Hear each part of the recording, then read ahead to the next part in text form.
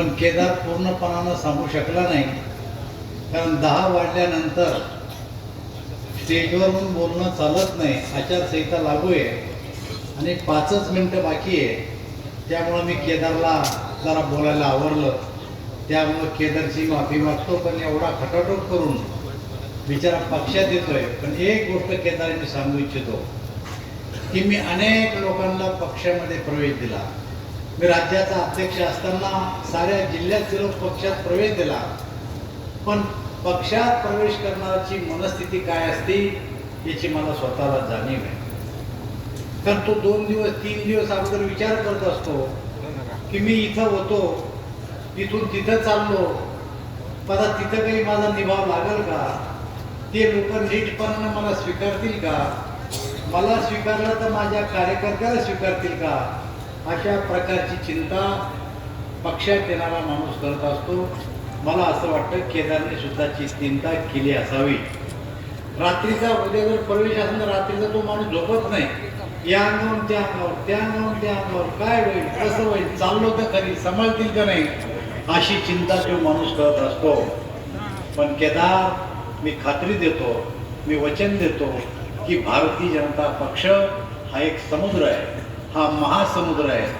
समुद्रामध्ये अनेक नद्या येऊन मिळतात आणि त्या नद्या जर काय का समुद्रात मिळाल्या आणि तुम्ही जर म्हणलं की अंबडच्या नदीचं पाणी बाजूला काढून द्या, भोकरदनच्या नदीचं पाणी वेगळं काढून द्या, तर समुद्रात एकदा सामील झाल्याच्या नंतर आपल्या नदीचं पाणी वेगळं होत नाही.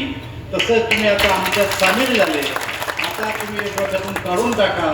या स्टेजवर बसलेले मला असं वाटतं की 2-3 माणसं जर आम्ही सोडले तर सगळे असे तुमच्यासारखे बाहेरून पक्षातून आलेले लोक आहेत. त्यांचं बरं चाललंय, बिचारे चांगले पदावर गेलेत आणि आमच्या संघजीवरातून ज्याला कोणाला माझ्या हाताने हार घातला जातो तर राजकारणामध्ये चांगलं चालतं ही गोष्ट लक्षात घ्या. आणि म्हणूनच प्रवेशाला नारायण कुचेनं माझी वाट पाहिली, कारण नारायण कुचेला सुद्धा आपण संभाजीनगरहून असंच आणलं आणि या जिल्ह्याचं या ठिकाणी आमदार, या तालुक्याचं आमदार. मी जेव्हा आणलं तेव्हा मला अनेक लोक अंबरमध्ये म्हणले, कोण नारायण कुचे, कुठून आणला नारायण कुचे, आपल्याकडे कमी पडलं होतं का.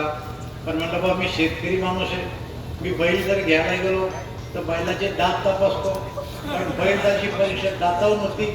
हा 2 दाती आहे का, हा 4 दाती आहे का, हा 6 दाती झाला का, हा 8 दाती झाला का, बैलाला 8च दात असते.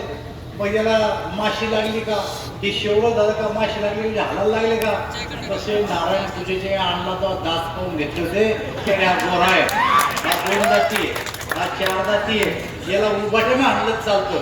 मला सांगा, उभाट्या कळत असेल तुम्हाला, म्हणजे वक्रावर उभारून आणलं तरी चालेल. पण नारायण असा निघाला तर तिडी टाकून देतो आम्ही त्याच्यावर, तरी नारायण एकटा तोडतो असा माणूस तुम्हाला. लोकसभेची निवडणूक जाहीर झाली आहे. या निवडणुकीत पक्षानं मला 6व्यांदा उमेदवारी दिलेली आहे. मी आपल्याला मतं मागायला आलो. कुलकर्णीला मी विनंती केली, त्यांनी माझ्या विनंतीला मान दिला की येत्या 13 तारखेला कमळ या निशाणीचं बटन दाबून मला लोकसभेत पाठवा.